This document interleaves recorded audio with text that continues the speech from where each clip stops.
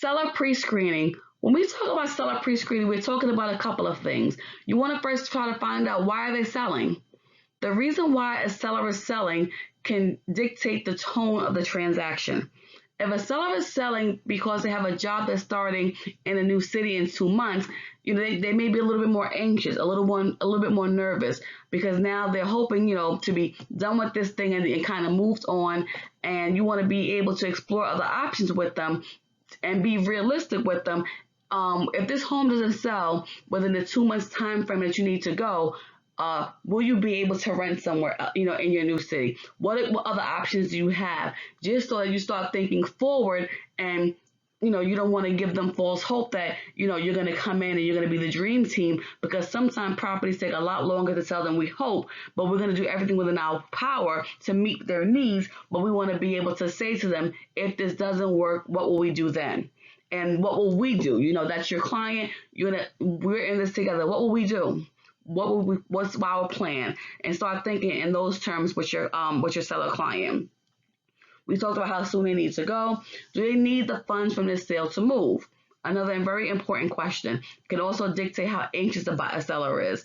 Also, the flip side of that is, if it's someone who just wants to, I just want to change a pace, I just want to be somewhere else, I'm looking for a new neighborhood. Though, the person who may not be so anxious, may not have a deadline, that may also set the tone of your transaction, because that may be a person who's waiting for that perfect offer. They have several great offers in front of them. Let's just wait one more week and see if we can get a couple of better ones, because they really have no deadlines. There's no pressure for them to go. They can go or they can stay. It doesn't really matter. So they're just like, I don't want to say winging it, but they're a lot more relaxed in the process, which can drag the process out. So again, finding out the motivation for the person for selling is very important. Does the person have a mortgage balance? We talked early on about, asking those tough questions. But again, it's important, because that can determine how much the person may be willing to sell a property for. Most times you want to be able to sell your property at least at a price where you'll be able to pay off your mortgage and not owe come out of pocket any, but you want to see a profit most times as well. So that is very important, especially if the property may not be in a good condition, or you have questions about what the property will appraise for and things like that. You want to find out how much they owe the mortgage company. So again, you can prepare them. If your home doesn't appraise, this is what may happen. This is where we're going to be at. In addition to that, you also want to be able to screen your sellers and have the conversation with them about topics, which are matters of the law, of, anti-discrimination, and those types of things. Because if you have a client who says, listen, I would love to work with you. I could be the most compliant client that you're going to have, but out of respect for my neighbors, I don't want to sell my house to nobody with little kids, because I don't want to disturb them. We've been here on this block for 25 years with no little kids. We like to keep it that way. That is not a wish that you can grant for that client. So you want to screen them to ensure that they understand the process and that their values don't go against the law, and don't put you in a position where you're taking on something that you can't fulfill. You want to educate them from the beginning. You want to ensure that they know what's expected of you, what's expected of them, and have all those other questions that you may have in your head while you're pre-screening them answered, so that you are able to better meet their needs throughout the entire process. What are some of the elements of a winning listing packet? Your cover. Your cover is going to have some of that fantastic branding that we talked about. Some of your maybe a nice photo of you, your name, your contact information. To include your telephone number, your email address, so that in the event that you're not able to seal that deal right there, they know how to contact you if they need to take a moment to think it over. It's going to have a comparable market analysis, which basically is going to tell them, compared to the homes in that area, this is probably the best price to list at. This is what the home may be valued at. Compare, like I said, market conditions, looking at the conditions of the homes themselves, as much details as possible to show that you kind of put a little bit of work and thought into preparing this packet for the client. A marketing plan for the property. The marketing plan for the property is comprised of a couple of things. You want to talk about what types of options are available to the client. You want to talk about, some places have different tiers of marketing, which of course come at different prices. If I do X, Y, and Z functions, it's going to be 6%. If I add this, this, and this, it's going to be this percent. If I do this, this, and this, it's going to be that percent. But let's just assume that we're going on a one flat rate marketing model, and going to tell them exactly what they're going to get. How are you going to market? You want to talk about what the options are. Some signs, maybe some social media ads, whatever it is that you plan to do. And of course, you're going to do what you say you're going to do. The reason why discussing your plan for marketing the property is you may have a buyer who says, oh, I do not want a for sale sign in my front yard. You want to find out what they're comfortable with. You want to work with what they're comfortable with. So you want to have those conversations and let them know all what their options are. Are you going to do an open house? What are you going to provide to them? What are you doing for me? What are you doing for my property that's going to get my property sold within the time frame that's going to have me comfortable? You want to explain commission. You want to explain to your seller exactly how commission works, what the commission obligation is, which is also going to be on, your listing agreement as well. But you want to say it to them, explain it to them, in the event that for whatever reason they don't read the whole listing agreement, that will also outline what your commission is going to be. You want to tell them how it works, tell them how with the agency cooperation, if someone else brings the buyer, how you're going to split the commission with them, what their obligations are. You want to explain to them all aspects of the transaction, just so that, again, they understand exactly what's going to happen from point A to point B. And that also demonstrates your knowledge of the process. It's all about showing the seller your value and that you're the best person for this because you know the market. You know how to market. You know the market and you know how to market. And you've given them everything that they need. And they will also feel confident that in the event that there's any questions that they have thereafter, that you're going to be able to address those questions as well. You're going to have your required paperwork readily available, your disclosures, of course, you're going to have available, your listing agreement, of course, and you're not just going to have them and, here you sign, here, sign here. You're going to explain each document. You want to ensure that if this person is ready to seal a deal with you today, that they understand that they're signing, the disclosure. They know what the disclosure is. They know what the listing agreement is. They know what it says. They know that in the event that a buyer comes to them and they make their side deal, they understand that they still owe you some money because of that. You want to make sure that every part of that document that pertains to them and that transaction that you review with them prior to, them signing, so that they understand what is expected in all aspects of the transaction. So you have your winning listing packet together. Now during your presentation, you're going to also talk about proposed pricing. That's important. Sometimes that gets a little bit difficult because people may see their property as going for top dollar, or it may be a situation where, as I mentioned previously, that the person owes a certain amount of money on their mortgage, so they're hoping to get a couple of more dollars to meet that or exceed that. You want to talk about showing instructions, when is best to show. Weekends, what time of day, explain what that means. You want to explain that it may not be, I may not be showing the property. If there's another agent who has a client who wants to show the property, are you okay with that? How would you like that to work? You don't want to talk about lock boxes. You want to talk about all of those things related to showing, so that they understand what it means. Home condition. You want to keep your home show ready. I'll notify you of when you're going to have a showing. Most times, like with my MLS, we have the showing time. So with showing time, you can actually set it up where you can have your seller notified when you confirm an appointment. Or you can have it so that they can be notified even when someone requests an appointment.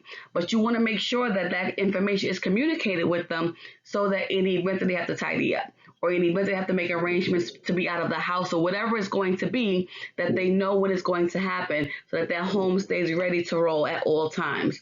The selling process, even though we discussed it a little bit when we talked about the preparing the winning listing packet, you want to go over it again. What if it was a situation where the person didn't make the decision on that first day and now you're coming back a couple of days later or you're coming back a week later? You want to go over it again just to ensure that they remember and they know and they're still on board. And in the event that they had any questions from the last time that you met with them to the current time, that those can be addressed as well.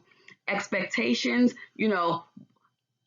again, just reiterating, what can you expect from me? What is my expectation of you? If we have any questions, any concerns, anywhere along the way, how are we going to address those things? And just make sure that, we are all on the same page so that the process is flawless. Buyer pre-screening. How do we pre-screen our buyers? We talked a lot about the pre-approval versus the pre-qualification. You want to make sure that your buyer is pre-approved. If you're not the listing agent, or if a buyer comes to you and you are the listing agent, you want to make sure that that buyer is pre-approved for the same reasons that we discussed in a couple of lessons back, because you don't want to bring that person in and they're not pre-approved and then they love the home and is is wasting time, and it's just a whole bunch of things that come along with not vetting a buyer properly. And if they're not pre-approved, you don't want to just shoo them away. You make appropriate recommendations. You say, well, I don't know if you want to get your pre-approval through your own bank, credit union, or you can make a recommendation. Check out these places in the area. If you have a lender that you work with closely, you can make a referral, but you want to make sure that prior to doing any showings or anything like that, that your buyer is pre-approved. You want to make sure you screen them properly so that you're doing the best service for yourself, for the buyer, and the seller. You don't want to end up wasting anybody's time by not making sure that everyone has what they need to have. You want to make sure that if you're the agent for the buyer, that the homes or the properties that you show them meets all, if not if not most of their needs, or most, if not all of their needs. You don't want to, schedule for your buyer, 5 homes every Saturday, and they're telling you that they're looking for something with 3 bedrooms, 2 bathrooms, and you keep sending them things with 1 bedroom. But one, you're going to wear them down. They're going to become frustrated. You're wasting gas. You're wasting time. And the home that they're actually looking for could be, being currently viewed by somebody else who's making an offer and not purchasing it. You want to make sure that you know exactly what your buyer wants so that you're better serving them. Your responsibility from the very beginning, Real Estate Basics, is to make sure that you know what your client is looking for, your buyer is looking for, and meet their needs. You want to educate them on the entire process. I actually have a buyer handbook that I put together, and I do a buyer education. For one, it adds value to what I offer my clients, and it's a booklet that they take back with them. And if they have any questions along the way, well, when does the appraisal come in? When will I be notified of that? It's all in the book. They know how to make a solid offer. They know what not making a solid offer would mean for their chances. Everything that they need is in that handbook. And I go over it with them when we make an agreement to work together. They have it. In addition to them having access to ask me questions, like I said, it brings value. It lets them know that I know what I'm doing. I have their best interest at heart, and I want them to be in the loop so that there's no secrets anywhere along the way. You want to discuss expectations, very clear. How will we communicate? If I reach out to you or you reach out to me, you can expect for me to respond to you by the close of that day. There's certain things you want to make sure are clear, because miscommunication can ruin a relationship very quickly. And it doesn't have to be anything major. It can just feel like, well, she never's there for me. She doesn't respond to me or whatever it is. So you want to make sure that all of those things, those little things that seem like they don't really matter much, you want to make sure that most of those things that you can think of are ironed out so that the relationships grow as you work together and not gets more tense. You want to get of course, your representation agreement. You want to do your disclosures and all your other paperwork as well. Same as when you're working with your sellers. The documentation, the paperwork, all of that stuff are requirements. So you want to get all of those things out of the way. But buyer's agent, seller's agent, whatever it is, your best interest, your responsibility is the best interest of your clients. The showings. The showings are always the fun part, especially when you're working with the buyers, to see them walk through the home and envision themselves living there. The kids are going through the house sometimes, picking out their bedrooms. That's always very fun. Let's go over the who, what, how, and follow-ups of showings. Who will show? Any real estate professional. You can show the listing yourself. If another agent has a client interested, we can arrange for them to show it. There's situations where buyers, the sellers are actually home and they prefer to show their own properties. The who can be whoever's arranged during the listing agreement period by the listing agent and the seller. When, same thing, the times arranged by the listing agent and the seller. Same with the how. The follow-up is very important.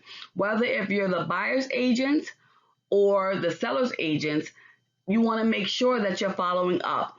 If you're the buyer's agent and you have a client who's interested in the property and you're going home now and you're going to prepare their offer, you may want to shoot a text or a telephone call back to that seller's agent. My client is very interested. We will be submitting an offer. The reason why you want to, kind of put that in the air is because you don't know if they already have offers.